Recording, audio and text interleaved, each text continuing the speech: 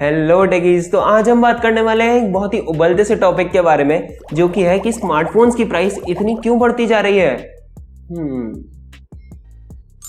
आप सोचिए, क्योंकि मैं इस वीडियो में वो सारे रीजंस बताने वाला हूं आपको कि स्मार्टफोन्स की प्राइस इतनी ज्यादा क्यों बढ़ती जा रही है। अभी रिसेंट टाइम में देखें तो Realme 6 की प्राइस बढ़ चुकी है 1000 रुपए, Realme C2 की प्राइस बढ़ चुकी है 500 रुपए, Realme X2 की प्राइस बढ़ चुकी है 2000 रुपए के आसपास।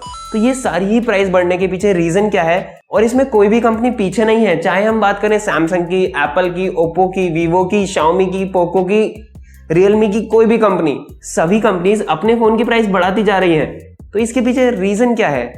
जी हाँ, तो जानने के लिए ये वीडियो को एकदम एंड तक देखना जरूर से, और मैं बताऊंगा कि ये सही टाइम है या नहीं नया स्मार्टफोन खरीदने के लिए। बट उससे पहले इस वीडियो को लाइक कर दो, शेयर कर दो, सब्सक्राइब कर दो इस चैनल को, और तो कुछ नहीं, बस वीडियो देख लो। No.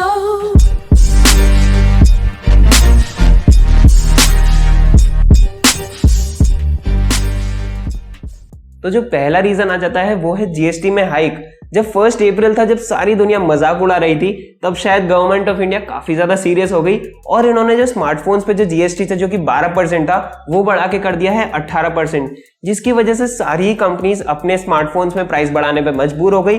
फिर चाहे हम लग्जरी ब्रांड्स को लें, आईफोन 11 प्रो, इसकी प्राइस बढ़ गई थी 5500 रुपए, और जो S20 अल्ट्रा, उसकी भी प्राइस बढ़ गई थी 5000 रुपए।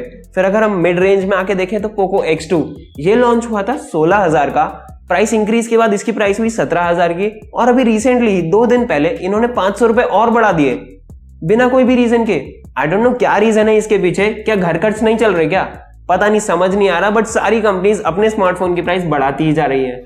तो अब जो सेकंड रीजन आ जाता है वो है कोरोना वायरस। जी हाँ, ये वही चीज है जिसने हम सभी को हमारे घर के अंदर बंद करके रख दिया है और सारी फैक्ट्रीज पे भी शट डाउन कर दिया है। जी हाँ, 2 महीने के आसपास तक सारी फैक्ट्रीज बंद थी, जिसकी वजह से इनके सप्लाई चेन पूरी तरीके से डिसरप्ट हो गया है। और उसके बाद भी जब कुछ फैक्ट्रीज खुली, जैसे कि हम बात करें ओप्पो की नोएडा फैक्ट्री के बारे में, तो जिसमें वीवो के, वन प्लस के, रियलमी के, ओप्पो के, चारों के ही स्मार्टफोन्स बनते हैं, उसमें निकल के आए थे 5 कोरोना वायरस के केसेस, जबकि ये वर्क करता था 30% एम्प्लॉइज पे ही।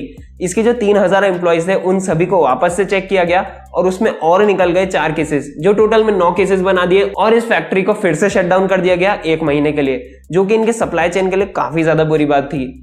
फिर आ जाता है हमारा फेवरेट ब्रांड एप्पल आईफोन 12, जिसका आप सभी लोग बहुत ही बेसब्री से इंतजार कर रहे होंगे।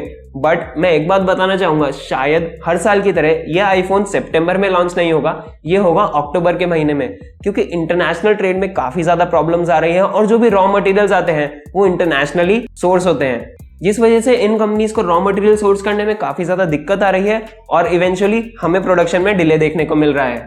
और आईफोन 12 से रिलेटेड एक अच्छी खबर है, एक बुरी खबर है। तो आप बताइए क्या पहले बताऊं? अच्छी खबर से शुरू करते हैं। तो आपको आईफोन के 4 मॉडल्स देखने को मिल सकते हैं, आईफोन 12, आईफोन 12 प्रो, और इन्हीं के ही 2 मैक्स वर्जन्स भी, जो कि टोटल बन जाते हैं 4 मॉडल्स। अब आ जाती है बुरी खबर। तो शायद से हो सकता है लीक्स के अकॉर्डिंग आपको इसके बॉक्स में चार्जर भी ना देखने को मिले। जी हाँ, आईफोन ने इस बार चार्जर और चार्जिंग केबल दोनों ही बॉक्स से ही हटा दिया है। आपको मिलेगा सिर्फ और सिर्फ बॉक्स में आपका सिंपल प्लेन फोन, जो कि मेरे को लगता है कि एप्पल की तरफ से ये कॉस्ट कटिंग करने की टेक्निक है कि इनको चार्जर ही मत दो और फिर इनको खुद के ही चार्जर खरीदने पड़ेंगे। तो आई गेस इस वजह से एप्पल के प्रॉफिट भी बढ़ेंगे और फोन की कॉस्टिंग भी कम आएगी। और क्योंकि ये सारी कंपनीज मैन्युफैक्चर ही नहीं कर पा रही हैं, तो इकोनॉमिक्स का सिंपल सा प्रिंसिपल है कि डिमांड बढ़ी हुई है, सप्लाई कम है, तो प्राइस बढ़ा दो, जिसकी वजह से सब चीज नॉर्मलाइज हो जाएगी। तो अब कंपनीज के पास कोई और चारा ही नहीं बचा सिवाय प्राइस बढ़ाने के। तो अब जो थर्ड रीजन आ जाता है वो है डॉलर वर्सेस रुपीज का एक्सचेंज रेट। जी हाँ, इस time pay rupees two dollar सबसे ज्यादा पीक पे चल रहा है, जो कि है इस टाइम पे अप्रोक्सीमेटली 75 के आसपास। और क्योंकि जैसा कि मैंने बताया कि ये सारे जो रॉ मटेरियल्स आते हैं ये आते हैं इंटरनेशनल ट्रेड के चलते, और एक ही करेंसी में जनरली ट्रांजैक्शंस होते हैं, जो कि है डॉलर। तो उसकी वजह से यही होता है कि हमें सेम प्रोडक्ट खरीदने के लिए अब ज्यादा पैसे देने पड़ रहे हैं, और कोई भी कंपनी अपनी जेब से तो लगाती नहीं है, तो उसकी प्राइस भी हमें ही पे करनी पड़ती है। अब जो चौथा रीजन आ जाता है वो है 5G हार्डवेयर। जी हाँ, इस टाइम पे 5G काफी ज्यादा हाइप पकड़ा हुआ है। फिर चाहे वो 10,000 का फोन हो, 20,000 का, 50,000 का, 1 लाख का, सभी लोगों को इस टाइम पे 5G फोन चाहिए। फिर चाहे उसको मार्केट करा जाए फुल प्रूफ फोन के हिसाब से या फिर 5G एनेबल्ड फोन के हिसाब से, सारी कंपनीज इस टाइम पे 5G फोन बनाने के पीछे है। बट क्या कभी किसी ने सोचा है कि 5G रियली मार्केट में नॉर्मल लोगों के लिए कब तक आएगा? मेरे को लगता है कि ऑलमोस्ट इसमें 1.5 से 2 साल तो लग ही जाएगा। तो अगर आप प्लान करते हैं नॉर्मल 1 साल तक फोन चलाने का, तो मेरे ख्याल से आपको नॉन 5G फोन भी चलेगा, जो कि आपकी कॉस्ट कटिंग में हेल्प कर सकता है और आपको दूसरे ऑल्टरनेटिव्स भी एक्सप्लोर करने दे सकता है। और अब जो 5th पॉइंट आने वाला है वो आगे के टाइम के लिए है कि चिपसेट्स बहुत ज्यादा महंगे होते जा रहे हैं। जी हाँ, जैसे जैसे टेक्नोलॉजी बढ़ती जा रही है कि पहले हम सुनते थे 13 नैनोमीटर के चिप्स, 7 नैनोमीटर के चिप्स, अब जो नॉर्मली आने वाला है वो है 5 नैनोमीटर की टेक्नोलॉजी। जी हाँ, TSMC इस पे ऑलरेडी काम कर रही है, जो कि काफी अच्छे चिपसेट्स बनाती है, और स्नैपड्रैगन का 875 जो आने वाला है वो भी इसी पे बेस्ड होगा।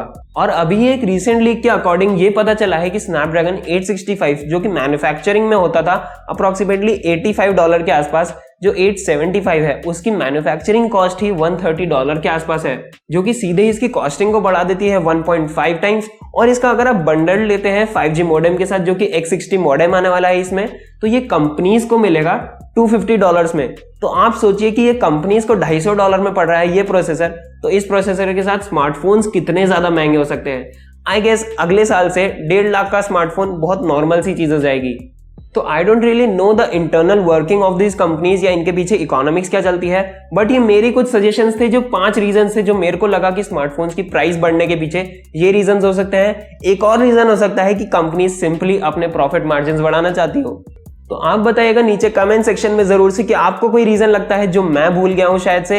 नीचे कमेंट सेक्शन में उसको जरूर से बताना, और इस वीडियो को लाइक कर देना, शेयर कर देना और चैनल को सब्सक्राइब कर देना, क्योंकि मैं ऐसी ही टेक न्यूज आपके लिए लेके आता रहता हूं। Till then good bye, this is tech journey signing of.